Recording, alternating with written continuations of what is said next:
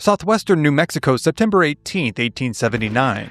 Deep inside the recesses of Las Animas Canyon, two troops of the 9th U.S. Cavalry, the vaunted black cavalrymen known as the Buffalo Soldiers, are engaged in a ferocious firefight with 60 Apache warriors. They have been lured into an ambush, and they are now fighting for their lives. They are surrounded, and all around them, Apache warriors seem to appear out of nowhere, only to fire a volley from their rifles before seemingly disappearing in an instant. As bullets fill the air, whipping past cavalrymen's ears like a swarm of angry wasps, they are forced to dismount and to seek cover. As they do this, the Apache begin to systematically kill their horses, riddling the poor animals with bullets and leaving them floundering in their death throes all about the canyon floor. The pitiable cries of the horses are drowned out only by the din of gunfire and war cries, and, for a moment, even the experienced men of the 9th Cavalry wonder if they may very well have descended into hell itself. Soon, however, a glimmer of hope shows itself in the form of reinforcements. Two more companies from the 9th Cavalry have heard the gunfire from a few miles away, and they now pour into the canyon in an effort to drive the Apache away from their fellow Buffalo Soldiers. However, they too have underestimated the strength and precision of the Apache ambush, and soon these cavalrymen find their horses falling victim to the Apache bullets as they hunker down next to their cohorts behind the boulders and scrub brush that cover the canyon floor. Though these are veteran soldiers fighting under veteran officers, they have all fallen victim to a classic, perfectly executed Apache ambush. But this is not just any Apache ambush. This is the masterwork of the Apache's greatest chief, the man who the vaunted Buffalo Soldiers have been sent here to the vast expanses of New Mexico's canyon lands to apprehend. Ever since his escape from the reservation a few weeks earlier, he has proven to be not only a terror upon the local homesteads and ranches, but also as elusive as a desert mirage. He is known to his people as a selfless, unflappable leader. He is known to the Mexicans as a terror, a once peaceable leader who now sits ready to sweep down from the hills and terrorize their haciendas at will. And to the Americans, he is known as a specter, an enigmatic force of great power, capable of not only great feats of courage, but in garnering the unflappable loyalty of his people. His name is Victorio, and this is his war. Victorio had been born sometime between 1820 and 1825. Some accounts claim that he was in fact Mexican by birth, kidnapped by the Apache as a child from the tiny frontier town of Hacienda del Carmen in northern Mexico.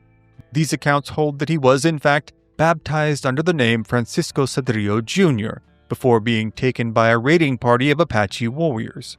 However, Apache accounts themselves, taken from those who knew Victorio, hold that he was born near the modern-day town of Truth or Consequences, New Mexico. In either case, Victorio had been raised amongst the Chihene, or red paint people. The Apache tribe itself is composed of a collection of autonomous tribal bands, including the Chiricahua, the Jicarilla, the Lipan, the Mescalero, the Membreño, the Salinero, the Plains, and the Western Apache. The Chihene comprise the largest subgroup of the Chiricahua, inhabiting the Black Range Mountains of southwestern New Mexico. In addition to the Chihene, 3 other small subgroups compose the Chiricahua. They are the Chiconan, inhabitants of the Chiricahua and Dragoon Mountains of Arizona, the Bedonkohes, inhabitants of the Mongollon and Tularosa mountain ranges, as well as the valleys of the Gila River, and the Nadenes, who make their homes in the Sierra Madre mountain range of northern Mexico. Descended from Athabascan-speaking ancestors who migrated south along the eastern side of the Rockies, the Chiricahua, and the Chihene especially, had retained their preference for mountainous regions, making their home amidst the pine forests, rivers, and hot springs that proliferate the Black Range. It was here that Victorio had come of age, climbing the steep mountainsides, navigating its deep canyons, soaking in its storied hot springs, and swimming in its frigid rivers. Though the Chihene did not operate as a singular entity themselves, instead generally separating into extended family-based bands, that made small camps within a general vicinity known as a rancheria, they reared their children in the same time-honored tradition as did all Apache. The world of the Apache was full of spirits, magic, medicine, and mysticism. It abounded in signs and prophecies, with medicinal plants and ceremonies providing cures for ailments and maladies of all kinds. The mountains and valleys that surrounded them were abundant with black bear, bald eagles, cougar, coyote, spotted owl, elk, white-tailed deer, wild turkey, beaver, desert bighorn sheep, Sonoran pronghorn, and Mexican gray wolf, all of which held significant spiritual powers. But even amidst such natural beauty and abundance, the Apache also lived in a world in which danger lurked near every corner. Thus, their warrior culture took precedence over all else. And, over the years, a specialized and stratified training system had been developed in order to produce the warriors the tribe depended upon. In preparation for their lives as hunters and fighting men, Victorio and his fellow young Apache boys would be subject to daily physical training that included lifting and carrying stones and logs, wrestling, target shooting with bow and arrow, and, perhaps most famously, long runs up the nearby mountainsides completed with a mouthful of water used to promote nasal breathing and careful pacing. Competitions were frequent, with wagers being placed on the outcomes of foot races, shooting contests, and grappling matches. A premium was placed on developing strength, stamina, and stoicism, traits that would prove invaluable in defending their lands from their ever-present enemies in the Utes, the Comanche, the Navajo, the Mexicans, and, of course, the United States Army. By the time an Apache boy reached the age of 12 or 13, his father would be responsible for seeking out a dayin, a specialized warrior trainer who would formally instruct the young man in the ways of fighting, tracking, scouting, and stealth. By the time they reached their mid to late teens, Victorio, and for that matter, any Apache warrior, could not only shoot, fight, and ride, they could navigate their surrounding territories for days in complete stealth and without maps of any kind. And they could do so while leaving no trace of their presence. They knew not only the origins and paths of every river in the area, but at what times of year the rains would bring flash floods into the canyons, or the fires would consume the pine-strewn hillsides. This elusiveness made it difficult to locate the Apache, much less to fight them. Their contact with the Spanish had been limited for years, due in large part to the Spanish inability to discern exactly who they were and exactly where they lived. They had found it difficult to communicate with the Apache, though a fruitful trade work between the two parties would eventually come to fruition. They had also found it difficult to consolidate the Apache, making negotiations with formally recognized Apache authorities a difficult, if not impossible, task to accomplish, given the decentralized nature of the tribe. Finally, they had found controlling the Apache to be an outright impossibility. Intermittent periods of peace and prosperity were separated by periods of ruthless warfare as the Apache raided farmsteads, missions, and presidios. The violence was so intense that, for a time, it shut down the Spanish silver mining efforts in the area entirely. 100 years before Victorio's War, one of Victorio's first known predecessors as a chief of the Chihene was a renowned warrior by the name of Ojos Colorados, or Red Eyes. He had repeatedly terrified and confounded the Spanish authorities throughout the course of the 1780s. He had at first agreed to confine himself and his people to the area in and around the Presidio of Janos, in what is today northwestern Chihuahua, Mexico. But in May of 1787, he had simply taken his people and vanished into the mountains. For the succeeding 2 years, he and his warriors had waged an unremitting guerrilla warfare campaign, laying waste to countless homes and farmsteads.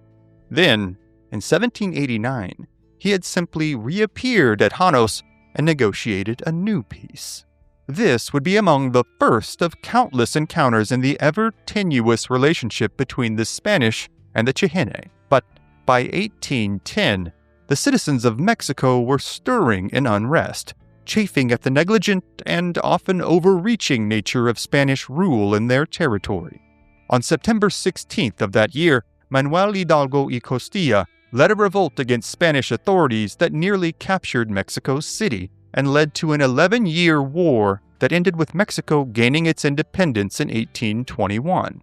With Mexican independence would come greater expansion of the burgeoning nation and further encroachment into Apache lands. Compounding the problem was the nearly non-existent presence of the Mexican military, who lacked the personnel and the equipment to properly take over and operate the Spanish presidio system. It would also see the disappearance of the ration allotments that the Apache had come to expect from the Spanish as a critical placative measure. The combination of these problems would result in decades of vicious warfare and raiding all across the Mexican-American border and an unwavering enmity between the Apache and the people of Mexico. Suffice to say, Victorio was born into a proud, defiant, and rather enigmatic people during a time of societal tumult, political upheaval, and sweeping change. Adding to all of this, the Apache were also beginning to see more and more encroachment into their territories by the Americans. During this time, sightings of Anglo explorers, miners, and merchants began to become more and more common. Initially, many of the Chiricahua became enthusiastic counterparts of the merchants, with many having a particular penchant for metal cookware, beads, and, of course, guns and ammunition. Partial peace treaties were repeatedly signed with small factions of the Americans in which various Apache bands would agree to desist from raiding particular towns or haciendas in order to use them as trade posts. The treaties themselves, though, were often broken by one side or the other, resulting in an expedient return to warfare and raiding. They also served as a point of great contention with the Mexican government, who began to take great exception to Americans arming the Apache who were continually raiding Mexican settlements and killing Mexican citizens. Finally, the most consequential problem that arose from the narrowing proximity between the Americans and the Apache was the proliferation of infectious diseases. Like countless native peoples before them, the Apache as a whole were soon wrought with plagues of smallpox and cholera that killed a large percentage of their people. To all of the Apache, it was becoming more and more apparent that competing factions were now seeking to drive them out of their homelands. But the period of the 1820s to the 1880s would see the rise of the most storied leaders in the history of the Apache people. During his youth, Victorio is said to have encountered several of the most storied Chiricahua chiefs. One among these was a Chihine chief, though some accounts hold that he was in fact Bedonkahe by the name of Pluma. Though many Apache chiefs of legend are remembered as defiant, disagreeable, and quarrelsome, Pluma's approach proved far more peaceful, at least initially. As early as 1826, when Victorio was at most a few years old, Pluma had struck a peace deal with the American explorer John Paddy, which allowed Paddy and his company of trappers to ply their trade in Chihine territory. Paddy's journals, in fact, provide some of the first records of American interaction with the Apache. His descriptions of initially entering the Chihine camp describes a welcoming people, many of whom were tending to the preparation of what they called magui, what we know today as mezcal. Paddy described sampling the distilled alcoholic beverage and described it as similar to a crabapple cider. He described Pluma as being hospitable, magnanimous, and an adroit negotiator. His journals also mentioned an Apache chief, also a Chihine, by the name of Fuerte. In contrast to many of his people, Fuerte is described as unusually tall, well over 6 feet, and powerfully built. And, while Pluma may be remembered as a diplomat of sorts, the events that unfolded over the following decades would see Fuerte follow quite a different path. Sometime around 1836, Fuerte would start to be known by a different name, the Spanish moniker Mangus Coloradas, or Red Sleeves. From the 1830s until the 1860s, Mangus Coloradas, the Apache giant, would build a reputation as one of the fiercest warrior chiefs in the history of his tribe. He would later be joined in leading the resistance movements against both the American and the Mexican governments by Cuchillo Negro, or Black Knife, a Chihene chief known to history for being as fierce as he was enigmatic. Before being captured and cruelly killed by U.S. Army soldiers in 1863, Mangus would in fact marry one of his daughters to an ascending young warrior by the name of Cochise. These leaders were necessitated by the incessant conflict that would come to define the Apache tribe during the 1800s. Their primary concern during the first half of the century had, in fact, been with Mexico. After the rise of the nation of Mexico in the 1830s, violence between the Apache and the Mexican settlers rose to such a fever pitch that in 1836, state-sponsored scalp bounties were instated. Any Mexican citizen who, for lack of a more genteel term, harvested an Apache scalp and then presented it to a designated state office was entitled to compensation for his efforts based on a specific, rigidly tiered pay scale. The highest prices were paid for the scalp of an Apache warrior, followed on a descending scale by women, the elderly, and children. Converted into modern-day American dollar amounts, this equates to thousands of dollars per scalp.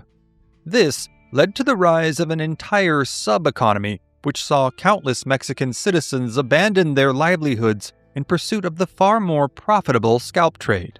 It even led to thousands of American citizens, among them soldiers, lawmen, trappers, and Texas Rangers, to move south to Mexico and declare their own formal citizenship in order to legalize their own pursuits of this grisly business. Conversely, it also led to the Apache holding an inimitable hatred for the Mexican people. This disdain was, in fact, so pervasive and so intense that, at the advent of the Mexican-American War in 1846, the Apache allowed American troops free passage through Apache lands while on their trek to Mexico.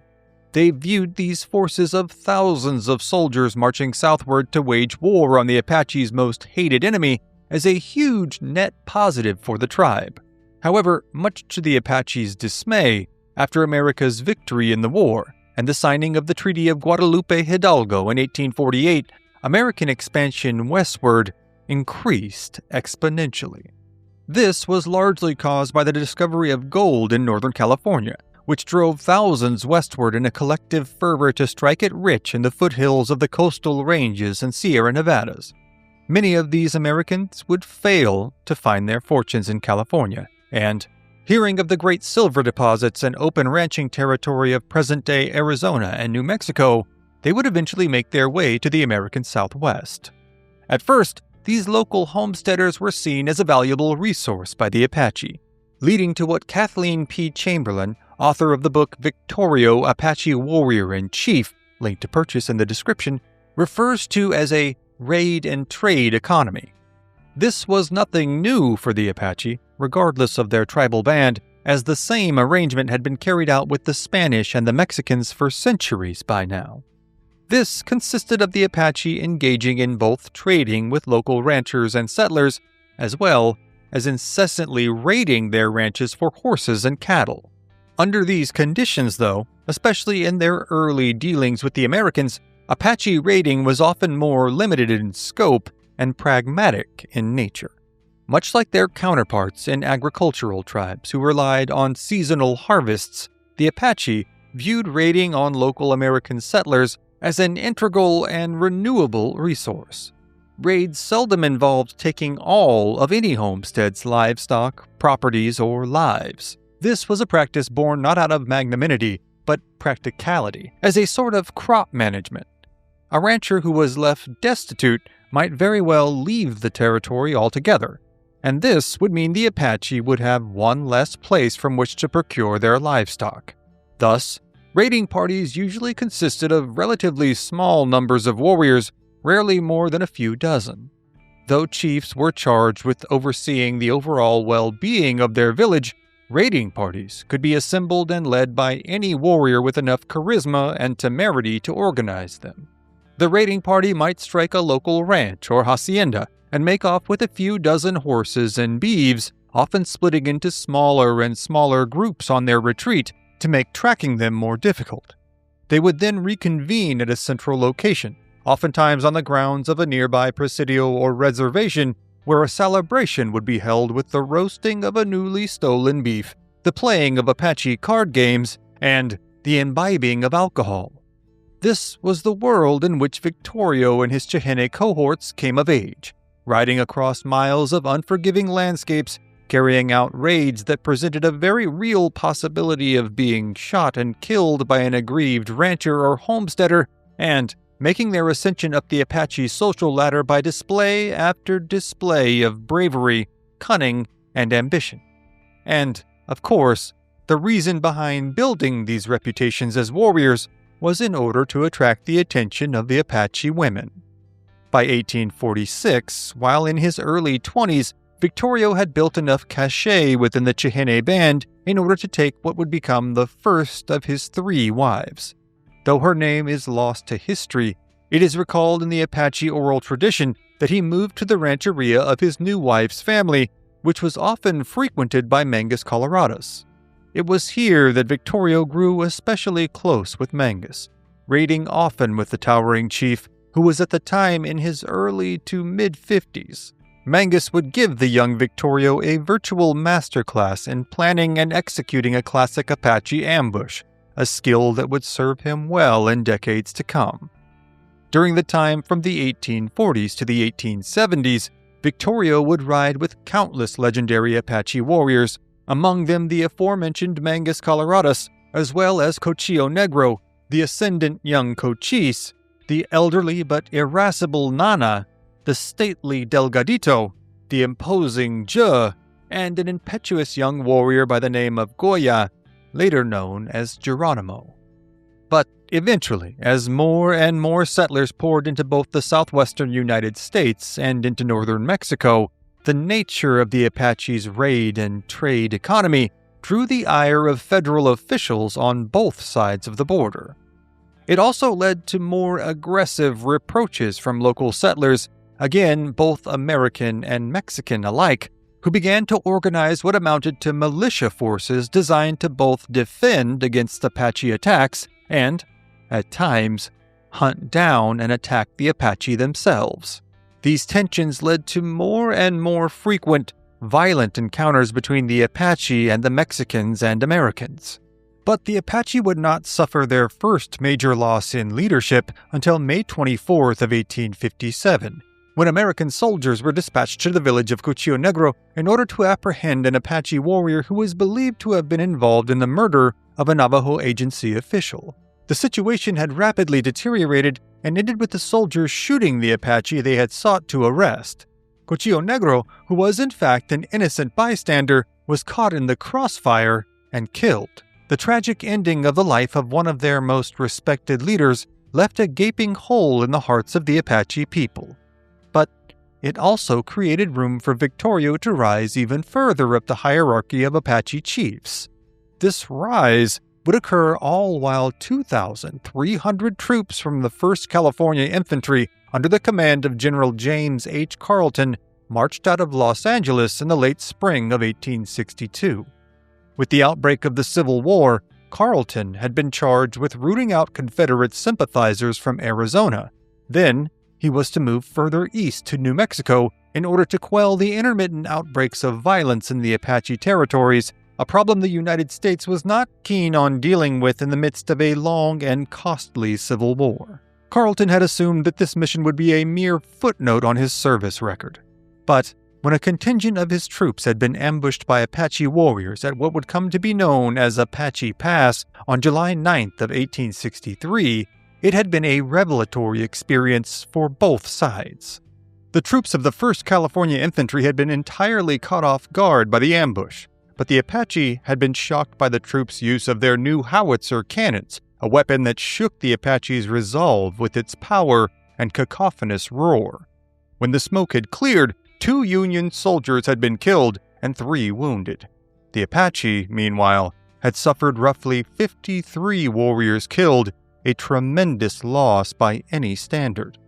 Their most revered and powerful chief, the towering Mangus Colorados, had been severely injured after being struck in the chest by an American bullet. However, after recovering from his wound, he had decided to seek peace with the Americans. In January of 1863, he met with Brigadier General Joseph R. West. But instead of negotiating for a peace deal, Mangus Coloradus had been arrested, detained, and then outright murdered by federal troops at the order of Brigadier General West. In a grisly coup de grace adding to the macabre nature of his killing, the army doctor had preserved the skull of Mangus Coloradus by boiling his decapitated head until only bone remained. This was done ostensibly in order that the doctor might indulge his fascination with the medical fad of phrenology, in which it was believed that studying the shape of a person's skull could provide critical insights to their dispositions and behaviors. To the Apache, this was an affront of the highest order, even worse than his actual murder. To them, post-mortem mutilation scarred the victim in the afterlife. Thus, many believed that Mangus Coloradus would now be relegated to wandering the afterlife without his head.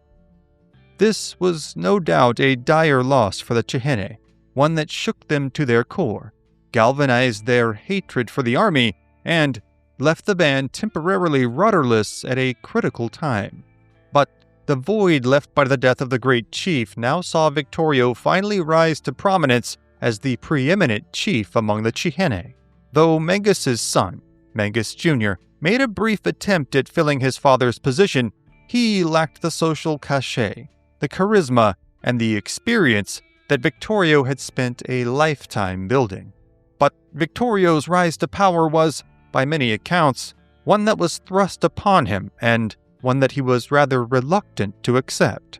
Meanwhile, as the Chihene began to wade through the grief and confusion left by the killing of their greatest leader and the selection of their new chief, Brigadier General Carleton had only begun to wage his war against the Apache. Even before the killing of Mangus Coloradus, Carleton had ordered legendary mountain man turned army scout Kit Carson to round up the Mescalero Apache and move them to reservation territory in the fall of 1862. By the spring of 1863, Carleton ordered the Mescalero who had been detained thus far, some 300 men, women, and children, to be transferred to a desolate expanse of land in eastern New Mexico that Carleton had appointed for use as a reservation. It was known as the Bosque Redondo, Spanish for Round Grove. In the coming years, it would see an influx of both Mescalero Apache and their hated enemy, the Navajo. It would play host to plague, famine, starvation, and human rights abuses that would echo down through history as some of the United States government's most egregious treatment of the native tribes. Hearing the many tales of the horrors of the Bosque Redondo, Victorio and his people showed no interest in capitulating to Carleton's demand that they surrender to any reservation. Further reinforcing Victorio's reluctance to trust in good faith dealings with the United States was the admission of Arizona as a, quote, separate territory to the Union on February 24th of 1863. The citizens of the Arizona Territory had already long warred with the Apache, and at their first official legislature meeting on September 26th of 1864, a resolution was passed to pursue the extermination of the Apache within the Arizona Territory. On May 20th of 1865, the United States War Department advocated for the formation of volunteer regiments in Arizona in order to hunt down Apache bands. And within roughly 6 months, 5 companies had already been recruited. This meant that Victorio and the Chihene found themselves squeezed from virtually all sides. To the east was the U.S. Army. To the north were the Ute and the Navajo. To the south were the Mexicans. And to the west, the newly minted Arizonans. Victorio, though, was a pragmatic leader. He realized that all of these competing factions could not be combated with at once. Thus, for roughly a decade following the conclusion of the Civil War in 1865, he made repeated, concerted efforts to make peace with the American government. In 1869, an agreement was made between the Chihene and the United States in which they would consent to live near New Mexico's Fort Craig while waiting for a permanent reservation to be established near their homelands in Ojo Caliente. But on November 11th of 1871, the Office of Indian Affairs ordered that the Chihene be moved to an area 90 miles northwest of Ojo Caliente, known as the Tularosa Valley. Victorio found this proposition entirely unacceptable. Incensed at what he rightly viewed as a willful deception on behalf of the United States government, he refused the move outright. He argued that the Chihene were people of the mountains, and that forcing them to live in the Tularosa Valley would bring on disease and famine. But he was informed that the Cañada Alamosa agency would be shut down, and that any Chihene remaining there would no longer receive any ration allotments. Incensed and indignant, Victorio had led a band of followers into the Black Range, where they managed to survive despite the difficult winter. Still, even with the advent of spring in 1872, they had found the game animals in the mountains to be sparse. Finally, with Minnie and his band on the brink of starvation, Victorio had relented to the United States' demands and taken his people to the Tularosa Valley. Here, though, the Chihene had found that their troubles had only begun. The Tularosa Valley was thickly forested, and its soil far less fruitful than the Chihene homeland. Temperatures in the valley also fluctuated between extreme heat and extreme cold with far more regularity than at Ojo Caliente. Adding to this, government rations were often delayed. This led to more and more frequent raiding, which struck local farms and homesteads in search of food and goods. Things would only deteriorate in the coming years, with the Chihene being forced to move again, this time to an even worse location in the hellacious confines of the San Carlos Reservation in southeastern Arizona. Here, Victorio and his people found themselves relegated to a small patch of dry, dusty ground infested with rattlesnakes and already overcrowded with Apache from other bands. They were beset by a lack of food, a lack of potable water, alcoholism, infectious diseases, and by their proximity to their intertribal rivals in the White Mountain Apache Band. Finally, in late 1873, Victorio, along with his fellow chiefs in Loco and Nana, led some 300 Chihene off the San Carlos Reservation, leaving roughly 150 women, children, and elderly who were unable to travel behind. But, much to Victorio's dismay, they found all of their escape routes cut off by federal troops. Thus, in late September, Victorio appeared at Fort Wingate near Gallup, New Mexico, asking to meet with the commanding officers in hopes of negotiating a better settlement deal for his people. For years, these negotiations carried on, with Victorio leading his people back into the mountains, and then returning again when food ran scarce. For his part, Victorio believed that a deal could be struck that allowed the Chihene to permanently reoccupy their homelands at Ojo Caliente and coexist peacefully with the Americans. But this proposal was repeatedly denied, as those lands had now fallen into public domain and were already seeing an influx of settlers, ranchers, and miners. As far as the U.S. government and the Office of Indian Affairs was concerned, any notion of Victorio and his people returning to their homelands was now entirely out of the question. In the summer of 1878, the official order came from the Indian Affairs Office that Victorio and all of the Chihene band were to be returned to the reservation at San Carlos, where they would be confined until further notice. However, Victorio was on his way to Fort Wingate when he was informed of this order, and, instead of heading back to the fort, he made a break for Mexico with roughly 300 Chihene in tow. By the spring of 1879, however, he was again forced back across the border in order to surrender to the U.S. officials at the Mescalero Reservation. However, in July of that year, a grand jury in Grant County convicted Victorio and, quote, unnamed followers in absentia for both horse theft and murder. On August 21st, Victorio, while meeting with an agent on the Mescalero Reservation, spotted a local hunting and fishing party of white men on their way to the reservation office. Believing this to be a vigilante party coming to arrest him, and suspecting the agent of having set him up, Victorio suddenly reached across the agent's desk, grabbed him by the ears, and repeatedly slammed his face into the hard wooden desktop before bolting out of the building, again escaping from reservation grounds. Soon, some 60 Chihene warriors, along with several Mescaleros and Apaches and dozens of Comanche, had located Victorio and pledged their fealty to him as the leader of a final revolt against Mexican and American power. The party again headed back to Ojo Caliente, where a scant few Chihene holdouts remained. Here, they set up a base camp, where the families of the warriors remained to tend to the crops while the warriors went out on raids to procure the supplies they would need to survive. But while Victorio and most of the warriors had been out on one of these raids, the village was attacked by either U.S. soldiers or local militia forces. When the raiding party returned, they found many of their wives, children, and elderly family members had been slaughtered. Victorio found that his first wife was among the dead.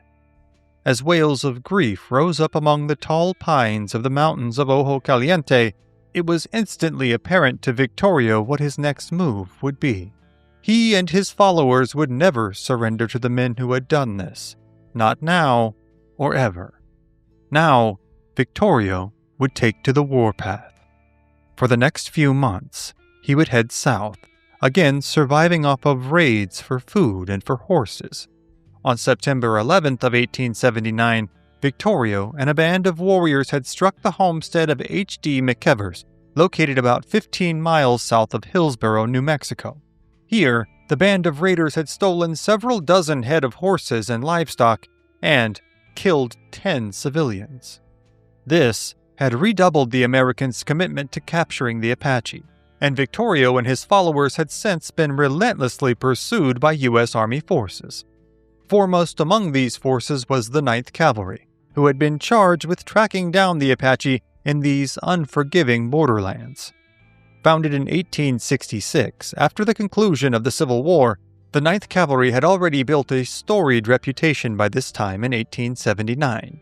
Composed primarily of black troops who were former slaves, they had taken seemingly every opportunity to prove their worth as equals in the racially tumultuous times of America's Reconstruction era. They had served all across the frontier, from Texas to Montana, and faced down native warriors from the Cheyenne to the Lakota to the Comanche and the Kiowa, countless times in the 13 years since their founding. They were colloquially known as the Buffalo Soldiers, a term whose etymology is famously contended. Some accounts hold that the name is derived from the heavy buffalo coats that the regiment was known for wearing during the harsh frontier winters. Others hold that it came from the soldiers' hair, which native tribes likened to the coarse hair of the buffalo and thus dubbed the soldiers Buffalo Soldiers. In either case, and though the Army regulations at the time stipulated that these troops be commanded by white officers, the cavalrymen of the 9th Cavalry were respected as warriors and formidable enemies for any tribe whom they pursued. Another critical element of the Army's pursuit of Victorio was their use of Navajo trackers. They, in fact, relied heavily on the Navajo, who were eager for any chance to exact revenge on their Chihene enemies. Early on this morning of September 18th, the men of the 9th Cavalry, 1st Battalion, under the command of Captain Byron Dawson, had finally spotted a small group of Apache warriors near the mouth of Las Animas Canyon. Against the advice of their Navajo scouts, they had pursued these warriors into the labyrinthian confines of the canyon, riding single file. And it is here that they are now fighting for their lives as the Apache, under the command of Victorio, rain down fire upon them in a seemingly inescapable hailstorm of lead. But now, reinforcements are on the way for the Americans, as cavalrymen of the 2nd Battalion, under the command of Captain Charles Beyer, barrel towards the canyon, intending to break the Apache ambush. However, Victorio has already seen them coming, and they are playing perfectly into his trap. Just before the 2nd Battalion arrives to the site of the battle, he orders his warriors to hold their fire. As the Buffalo Soldiers come into sight of their besieged comrades, they find the sudden abatement of gunfire to be deeply concerning. They quickly dismount and run for cover next to their fellow soldiers from the 1st Battalion. This proves to be a wise decision, as seconds later, the Apache resume their attack, again killing most of the horses outright. And as the fight carries on into the late afternoon, the situation only continues to deteriorate. One of the officers, Lieutenant Matthias Day, commander of A Troop, takes a small detachment of men and attempts to make a break to climb out of the canyon in hopes of then moving down the ridgeline and flanking Victorio's position. Day, 26, is an Ohio native and an 1877 graduate of West Point. He is a relatively recent arrival to the 9th Cavalry, having been assigned to his post in El Paso in August of 1878. But while Day and his men's actions prove gallant, they are ultimately ineffective. Victorio sees Day's attempt and holds his fire, baiting him into moving his men into another vulnerable position. He then opens fire and pins down Day and his men behind a small outcropping of rocks behind the canyon's ridgeline. With their men running low on ammunition, in many cases down to only a few rounds apiece, and seeing Day's contingent being surrounded, Lieutenant Robert Temple Emmett makes a similar attempt, trying to climb out of the canyon walls and flank Victorio from the opposite side of Day's attack. Emmett, 25, is a native of New York City and hails from a distinguished New York family. He is also an 1877 graduate of West Point, after which he was immediately assigned to the 9th Cavalry, G Troop. He hopes to provide some kind of relief for his besieged classmate, but despite his best attempts, he and his men find themselves caught in another deluge of Apache fire. Again, Victorio had met these maneuvers by lulling the soldiers into their isolated positions and then opening fire in ferocious volleys which pinned them down. Just before sunset, the order comes down from Captain Dawson for the men to withdraw from the battlefield and make their way back towards the mouth of the canyon. But Lieutenant Day, with a man wounded on the ridgeline above him, refuses to obey the order until the trooper can be brought down to the canyon floor and evacuated. Under heavy fire, Day scrambles up the ridgeline, retrieves the injured soldier, and, miraculously, returns to the canyon floor unharmed. Across the canyon, Lieutenant Robert Emmett sees 5 of his soldiers pinned down on the ridgeline above him. Unwilling to abandon these men to their fates, he too disobeys the order to move out immediately. Instead, he makes his way to a position on the ridgeline above his entrenched soldiers and provides them covering fire as they make their way to the canyon floor. Only then does Lieutenant Emmett join them and do they begin making their retreat out of the canyon. On the canyon floor, one of the soldiers who had been wounded in the first volley of the day, a Private A. Friedland, lies severely wounded, having suffered a broken femur after being shot through the thigh. He is unable to move, and his condition is worsening by the minute. First Sergeant John Denny, seeing Freeland from across the canyon, sprints to his position some 400 yards away. Denny is one of the enlisted black soldiers and a 12-year veteran of the Buffalo Soldiers, having served nearly since their inception. Like Lieutenant Emmett, Sergeant Denny is also a New York native, having grown up on his family's 75-acre tobacco farm in Big Flats, New York. He had enlisted in 1867 at the age of 21, and in the ensuing years he had seen action against the Cheyenne as part of the 10th Cavalry, also composed of Buffalo soldiers. He had then transferred to the 9th Cavalry, and now, as one of their longest-serving veterans, he is confronted with the choice of saving his own life, or leaving the injured soldier to suffer a terrible death at the hands of the Apache. In an instant, he decides that he must do all that he can to save the young man's life. He sprints to the young soldier, loads him onto his shoulders, and then sprints back to his cohorts, where they then load Freeland onto a field litter before hurriedly following their comrades out of the canyon.